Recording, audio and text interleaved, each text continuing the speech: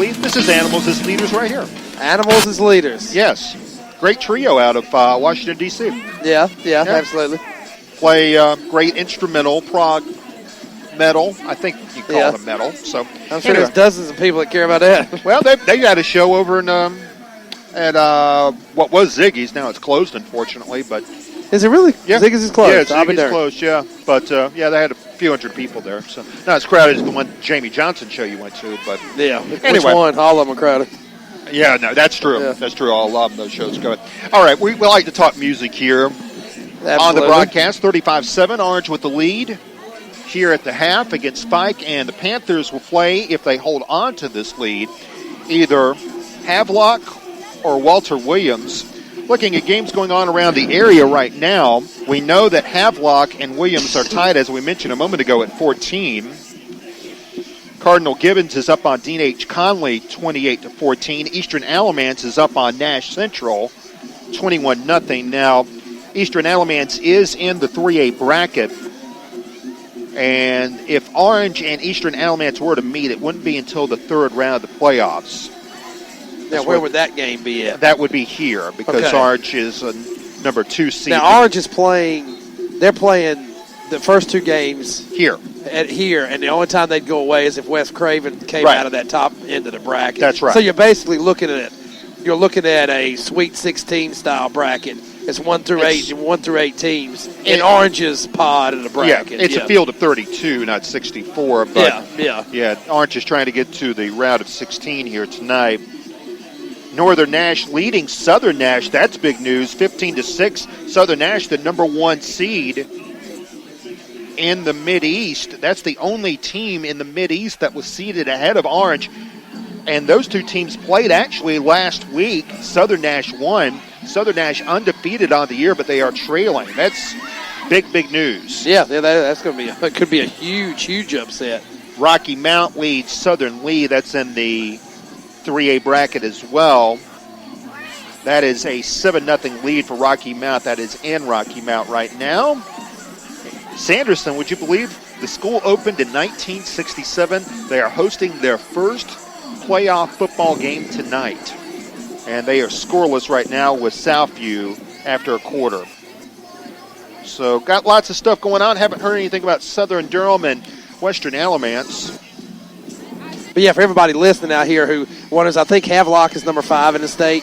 Right. And Orange is number 2. They're number 5. Orange is number 3 in the state. Number 3 in the state. But the way things are, I noticed from when I coached over in Durham that a lot of times you want your like March Madness style bracketing. Yeah. But in high school athletics, money's involved. Travel expenses are taken into context. And what they do, they try to kind of pod these teams somewhat fairly close to each other so there won't be a ton of travel the more you go. Not whether it's good or bad, or you like it or you don't like it. That's the reason they do it. It does lead to some odd matchups. And also you have, what you touched on this in one of your columns, or maybe a post you put on Facebook, when they have the split conferences. Mm-hmm. And they make, I know that in science and math, we struggled to have a good record, but we were a 1A team playing in a 2A conference, so we automatically got a 1 seed. So we were 5 and, one year I think we were 8-11, and we were hosting a team that was like 19-4. Right. So I mean, there's so many variables that go in. I'm not saying it should do it that way. It makes sense, but that's why they do it. Well, they did change it this year, and they've actually permitted a little more travel this year. Wilson, of course, making this journey, which is probably about an hour and a half up from Wilson. And the kickoff here from Noel Ruiz to Orange as we get underway with the second half. And that's going to go about 8 yards deep into the end zone. Orange will have a 1st and 10 coming up at the 20-yard line. And so the Panthers will come out 1st and 10 rather. Jackson Schmidt was 5 of 7 throwing the football in the first half. He threw it for 95 yards and 2 touchdowns. Both touchdowns went to Peyton Wilson, who had 2 receptions for 71 yards. 1 catch for Mavante Beasley for 12, and 2 receptions for Morgan Pascal for 12 as well. Orange will go out of a straight I formation with Pascal in there as the tailback. Puckett will be the fullback. H-back will be Wilson. Handoff. It's going to go Pascal up the gut, fighting ahead to the 23-yard line. Stop was made by D'Angelo Hodge, the middle linebacker. Pascal coming up on his second career 100-yard game. He had exactly 100 yards against Northern Vance back on October the 7th. Right now he's at 89 on 6 carries. Yeah, Jeff, and it's really important for Wilson Fike right here. You know, it's not over with yet, but they really got to get a stop right here. Orange up 35-7. Second play from scrimmage in the second half. The wing back Pascal. Beasley moves to tailback. Puckett will be the fullback. Juggling the handoff is Schmidt, but he gets it away, and Beasley fights around left end, goes east-west, and can't find much room. Crosses the 25, and that's as far as he'll go. Linebacker Justin Daniels made the stop to the far end of the field. 3rd down and 5 coming up for Orange. Yeah, Justin Daniels right there, the 6 foot, 200-pound junior. He's one of those guys you almost don't have to check a number right there. He's a whale of a football player. He's making tackles all over the field tonight, Jeff. And music is a big popular thing with the show. And I was wondering, would you like to go to the New Kids on the Block concert coming up with me? Let me put it this way. No. Wait a minute, they're popular again? That's amazing. I didn't know they were still alive. I didn't know either. I thought they all died in a plane wreck. It was Devin Leonard Skinner. Here's the toss. Wilson's going to get his first carry of the night, but he's hitting the backfield, and a rare loss for Peyton Wilson. Nice lateral pursuit by the Golden Demon defense that was led by 24 on the play. Kenny Johnson, two-way player, lined up as a cornerback that time, made the stop on Peyton. He'll be 4th down. Yeah, a lot of times, Jeff, you think when people sweep like that it's basically just outrun the defenders to the corner and turn it upfield. But you saw Peyton hasn't had the work at running back is like a Pascal has or Mavante Beasley. And Pascal, when he had the long touchdown run, there's a patience that goes into that as well. When you're stretching a play out like that and trying to hit the corner right there, you have to let blocks develop. And Peyton kind of ran past his blockers right there. Yeah. You know? Sometimes Peyton does get a little over-exuberant. And that might have been one of those times he's ready to run 80 yards in a heartbeat. We saw him cut a 96-yard run earlier this year. It's repetition. You know, he hasn't run the ball much. You know, and he's in a hurry to get somewhere. But a patient running back is a good running back. Low snap to Evans, but he gets the kick away. Kenny Walker will call for a fair catch at the 47 of Fike. Orange was hit with an illegal procedure penalty. To the 47 and 1st down. Keep in mind that Cody just started punting within the last month of the season, taking over before Jackson Schmidt. Now Ryan Puckett is the long snapper for Orange, replacing Blake Taylor. Yeah, and Cody's done a good job. And really, I think, I'm pretty sure Cody's a senior, but I look at him, and he's a good contributor, and he's a good blocker, and he's had a good season. But I just wonder, in a more pass-happy offense, what kind of numbers Cody Evans could put up.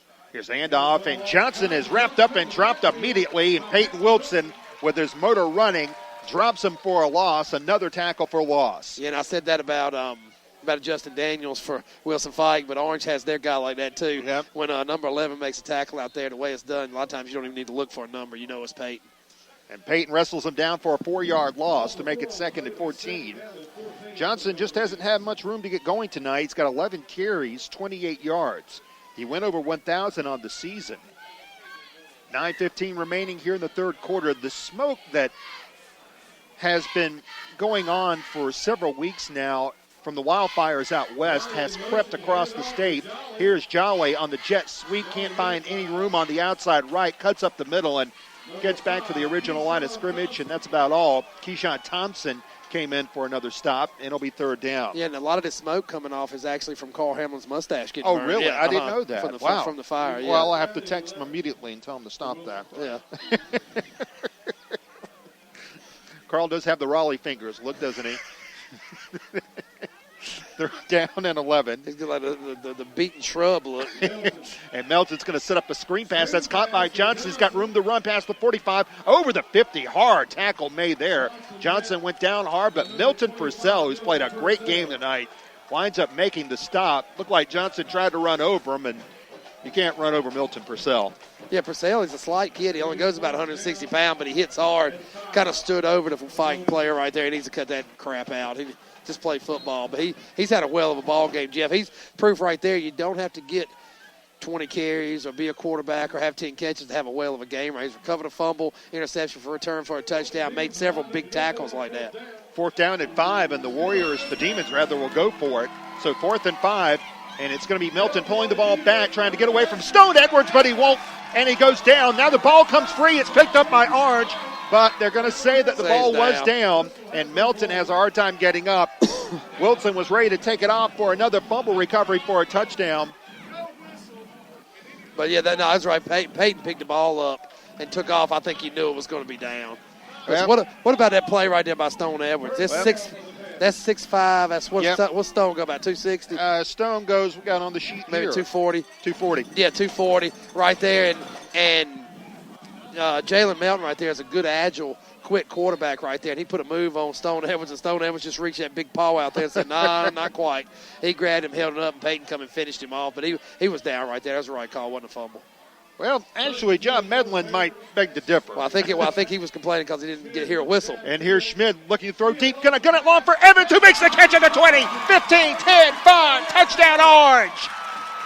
Cody Evans, like we said right there, couldn't be happier for that kid. Good kid, works hard. Finally, all those routes that he's been, like we talked about, have been wide open. So many routes, he's finally now getting to eat a little pay dirt right there. Big touchdown for Jackson Schmid and Cody Evans. It's a 51-yard strike. Another touchdown, the third of the night for Jackson Schmid. Cody Evans makes his first grab of the night, and it goes for 51 yards for Cody. That will be his fourth touchdown of the year. 41-7. Well, and it's really the I'm even going to watch this. I know Cisco's going to knock it in. Okay, Francisco McKinley for the nice snap, by the way. He got it. And the kick is no good. You jinxed him. Great. 41. I'm sorry, Cisco. But really right here it's really simple. Jackson Schmid dropping back. He's looking for one-on-one coverage with 6'4" and 6'3" receivers, and he's hitting them every time. Whipping Nene. And that's something he didn't always do. And we're going to pause for a timeout. 41-7, Orange with the lead. This is HillsboroSports.com. And 97.9 FM, WCHL. Stay tuned for more. A friendly welcome awaits one of the great public golf courses in North Carolina. Okanichi Golf Course is proud to be the home course for the Orange Panthers and the Cedar Ridge Red Wolves men's and women's golf teams. They're open to the public with memberships starting as low as $200. Okanichi is a locally owned, third-generation family business with some of the best champion Bermuda greens in the area. Visit okanichi.com for more information, or you can call 919-732-3435, schedule a lesson, purchase gift cards, or learn more about tee times. And come meet me at Okanichi. Kenny Johnson from the 9 up to the 45. Johnson fighting ahead and finally takes down at the 50-yard line. And so it will be first down. And Francisco McKinley made the tackle there. 41-yard return, and Fike will try to become only the second team this year to score a touchdown on Orange offensively in the second half. Yeah, and like we talked about a little bit with these Fike running backs, Kenny Johnson, 5'10", 165, but he's tough to bring down too. He's a good little running back. So first down for Jalen Melton and the Golden Demons of Fike. And the handoff, Johnson will run to the left, and immediately Orange Shirts pounce on him. Milton Purcell wrestled him to the turf, and Rodney Brooks was also there, and Johnson winds up getting two, and he comes out limping. Yeah, good field position right here by Fike, and I really like to see him, put the ball, which, I mean, he's the quarterback, so it's obvious it's in his hands, but let him make some more throws and stuff. I like watching Jalen Melton play. Melton gets two. He'll be 2nd and 8 from the Orange 48.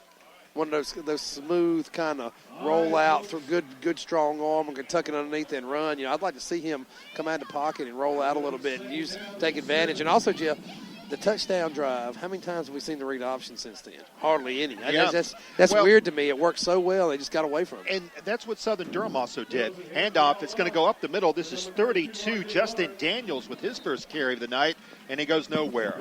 He was tripped up by Devontae Moore, who had a fumble that led to a touchdown for Orange. And here, the gain good for one. Yeah, and also this Orange defensive line, Noah Rogers has not played a lot of defensive line. I think it's Dalen Austin's been that nose tackle right there. And done a decent job, but I kind of question why a kid like Noah Rogers isn't out there because he's had a whale of a season. And with that read option, my point being, that read option, they were really attacking that nose tackle position in that drive. Yeah, and it was interesting that Southern also got away from doing that when that was their only touchdown of the game that night 6 weeks ago. Here's a slant thrown far sideline.